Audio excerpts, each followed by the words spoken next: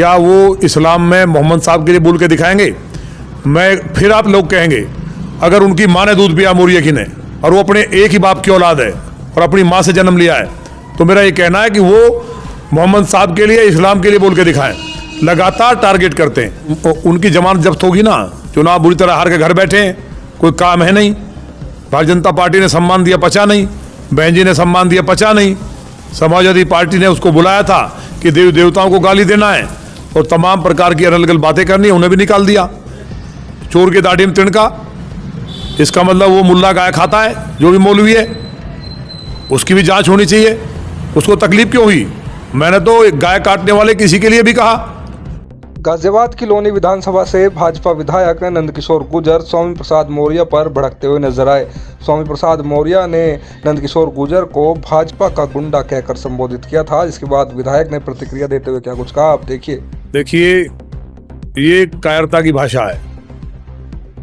इस तरह की बात ये कहना कि आदिवासी मेरे साथ रहेंगे, मतलब ये कर्म तुम करोगे और भोगेगा कोई और। स्वामी प्रसाद मौर्य ने जो जिस तरह की वाहियात बातें की हैं, लगातार देवताओं पे हो, चाहे मानस पे हो या तुलसीदास जी पे हो, लगातार वो देवताओं के लिए, देवियों के लिए बोलते रहते हैं। हमारा ये कहना है कि पहली बात तो उन्हें संसदीय भाषा की अकल नहीं है। बुढ़ापा आ गया, मुझे लगता है 60-65 साल की उम्र तो होगी उनकी, तो कम से कम उन्हें एक मर्यादा में भाषा का प्रयोग करना चाहिए। वो माननीय मंत्री भी रहे हैं और इस तरह की भाषा ये कहना एक जनप्रतिनिधि के लिए गुंडा, तो उन्हें ये पता नहीं है कि हम वकील भी हैं और हमने दायरे में कहा है। हमने ये कहा है कि मौर्य जो जिस तरह की भाषा का इस्तेमाल करते हैं, क्या वो इस्लाम में मोहम्मद साहब के लिए बोल के दिखाएंगे? फिर आप लोग कहेंगे अगर उनकी माँ ने दूध पिया मौर्य की ने और वो अपने एक ही बाप की औलाद है और अपनी माँ से जन्म लिया है, तो मेरा ये कहना है कि वो मोहम्मद साहब के लिए, इस्लाम के लिए बोल के दिखाएं। लगातार टारगेट करते हैं, 24 घंटे उन्हें दूसरा काम नहीं है, क्योंकि आप लोग ऐसे निकम्मे लोगों को कहीं ना कहीं माइलेज देते हो और उन्हें मीडिया में जो आज समाप्त हो चुके हैं, जनता ने जिन्हें नकार दिया है, दिखाते हो तो केवल खबरों में बने रहने के लिए कुछ भी अनर्गल बात करते हैं। तो ऐसे लोग जो हैं उनकी बात को ज़्यादा कोई संज्ञान में नहीं लेना चाहिए। फिर भी गाय काटने वाले की जहाँ तक बात थी, वो मैंने अपने लिए नहीं कहा। मेरे साथ साथ अपनी माँ की रक्षा करने का अधिकार सबको है, मैंने ये कहा है। क्यों गाय काटेंगे जी? कोई गाय काटने के लिए कानून भी है, लेकिन हम लगातार मांग कर रहे हैं। रासुका भी सरकार लगाती है। माननीय योगी जी की सरकार में आज गौशालाएं खुलने से गाय कटने की घटनाएं लगभग समाप्त हुई हैं। और जो सही हम बोलते हैं, पहले गाय कटी हमने बोला भी था, लेकिन आज गाय नहीं कट रही है। उनके लिए पहले 30 रुपए किए माननीय योगी जी ने, अब 50 रुपए हुए। समाज मिलकर के आज गौशालाओं में गाय आनंद के साथ रह रही है। उसका परिणाम ये है कि गायों के आशीर्वाद से उत्तर प्रदेश में कृषि, हम कहते थे 2 गुनी होनी चाहिए, 4 गुनी कृषि हुई है। गन्ने का रेट बढ़ाया सरकार ने। तो इन बातों पे जो डेवलपमेंट की बात ये करेंगे नहीं। आज बिजली आती नहीं थी उत्तर प्रदेश में, सड़क, पानी, शिक्षा, चिकित्सा, लॉ एंड ऑर्डर के मामले में मिसाल है उत्तर प्रदेश।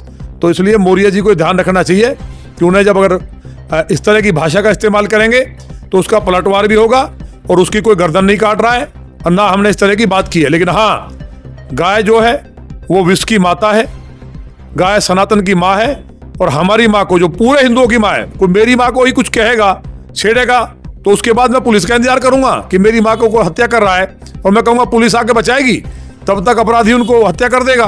तो मैंने उस टाइम कहा है कि अगर ऐसी सिचुएशन हो जो पूरे सनातन की माँ गौ माता है और उसको काटने का कोई काम करता है, तो तत्काल उसको उसी टाइम उसकी भाषा में समझाना चाहिए, उसको वहीं निपटा देना चाहिए।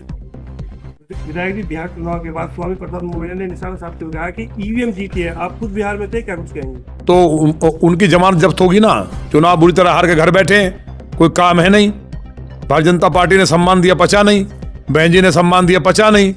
समाजवादी पार्टी ने उसको बुलाया था कि देवी देवताओं को गाली देना है और तमाम प्रकार की अलग अलग बातें करनी है, उन्हें भी निकाल दिया। तो ईवीएम जहाँ सीटें जीती गई हैं उन पे क्या कहेंगे आप? हिमाचल प्रदेश में भारतीय जनता पार्टी हारी तो कांग्रेस जश्न मना रही है। तो जिन राज्यों में, बंगाल में यही हालत थी, तो जहाँ पे हम जीतते हैं वहाँ ईवीएम और जहाँ हारते हैं वहाँ ईवीएम खराब है या चुनाव आयोग पर टिप्पणी करेंगे। तो इन लोगों के मानसिक रूप से ये लोग बीमार हैं और कुंठित और पीड़ित हैं, ऐसे लोगों की बात पे ध्यान नहीं देना चाहिए। माननीय मोदी जी ने इतना काम किया गरीब के लिए। मैं बिहार में 2 विधानसभा पे प्रभारी था। इतने लोग वहाँ, खासतौर से माताएं बहनें, उन्हें ये मानती है कि वो फरिश्ता हैं, वो भगवान के रूप में मानती है कि अवतार धरती पे आए हैं। वहाँ मकान नहीं थे, बिजली नहीं आती थी, वहाँ पे सड़कें नहीं थी। नीतीश जी ने और माननीय मोदी जी ने जो काम किया है, ये सुशासन की जीत है। और कई जगह तो मुश्किल से 200-300 वोट से हमारे प्रत्याशी आ रहे हैं, यानी सुपड़ा भी साफ हो जाता।